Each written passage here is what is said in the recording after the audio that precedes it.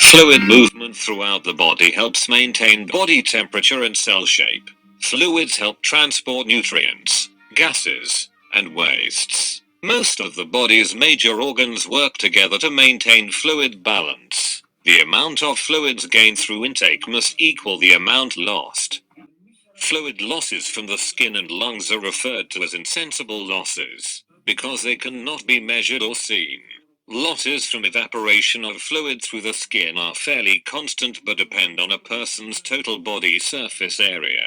For example, the body surface area of an infant is greater than that of an adult relative to their respective weights. Because of this difference in body surface area, a higher metabolic rate, a larger percentage of extracellular body fluid, and immature kidney function, infants typically lose more water than adults do. Changes in environmental humidity levels also affect the amount of fluid lost through the skin. Likewise, respiratory rate and depth affect the amount of fluid lost through the lungs. Fever increases insensible losses of fluid from both the skin and lungs. Fluid losses from urination, defecation, wounds, and other means are referred to as sensible losses because they can be measured.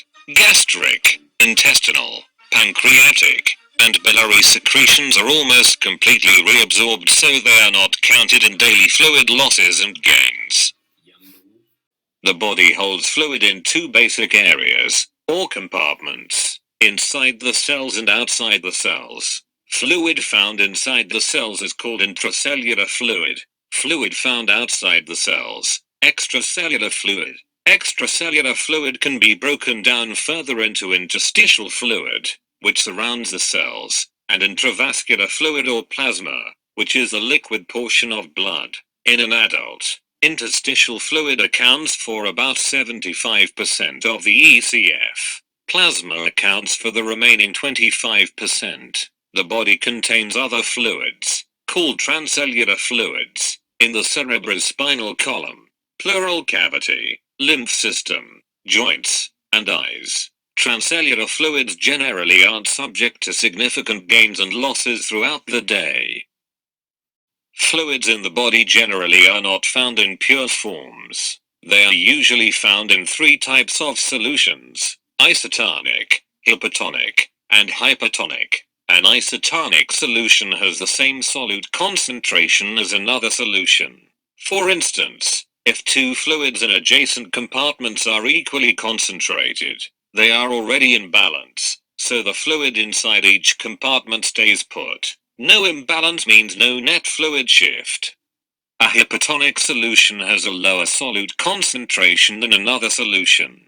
When a less concentrated, or hypotonic, solution is placed next to a more concentrated solution, fluid shifts from the hypotonic solution into the more concentrated compartments to equalize concentrations. A hypertonic solution has a higher solute concentration than another solution. If one solution has more solutes than an adjacent solution, it has less fluid relative to the adjacent solution. Fluid will move out of the less concentrated solution into the more concentrated, or hypertonic, solution until both solutions have the same amount of solutes and fluid. Just as the heart constantly beats, fluids and solids constantly move within the body. That movement allows the body to maintain homeostasis, the constant state of balance the body seeks. In diffusion, solutes move from an area of higher concentration to an area of lower concentration, which eventually results in an equal distribution of solutes within the two areas. Diffusion is a form of passive transport because no energy is required to make it happen. In active transport, solids move from an area of lower concentration to an area of higher concentration. Active transport requires energy to make it happen. The energy required for a solute to move against a concentration gradient comes from a substance called adenosine triphosphate or ATP. Osmosis refers to the passive movement of fluid across a membrane from an area of lower solute concentration and comparatively more fluid into an area of higher solute concentration and comparatively less fluid. The movement of fluids through capillaries, a process called capillary filtration, results from blood pushing against the walls of the capillary. That pressure, called hydrostatic pressure, forces fluids and solids through the capillary wall. The kidneys play a vital role in fluid balance. If the body needs more fluid, for instance, it retains more. If it needs less fluid, less is reabsorbed and more is excreted. Thirst occurs as a result of even small losses of fluid. Losing body fluids leads to an increase in ECF osmolality. This in turn stimulates the thirst center in the hypothalamus. Normally, when a person is thirsty, he drinks fluid. The ingested fluid is absorbed from the intestine into the bloodstream, where it moves freely between fluid compartments. This movement leads to an increase in the amount of fluid in the body and a decrease in the concentration of solutes, thus balancing fluid levels throughout the body.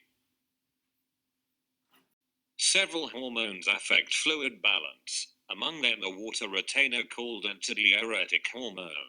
The hypothalamus produces ADH, but the posterior pituitary gland stores and releases it. Increased serum osmolality, or decreased blood volume, can stimulate the release of ADH, which in turn increases the kidney's reabsorption of water. The increased reabsorption of water results in more concentrated urine. Likewise, decreased serum osmolality, or increased blood volume, inhibits the release of ADH and causes less water to be reabsorbed, making the urine less concentrated. To help the body maintain a balance of sodium and water as well as a healthy blood volume and blood pressure, special cells, called juxtaglomerular cells, near each glomerulus secrete an enzyme called renin.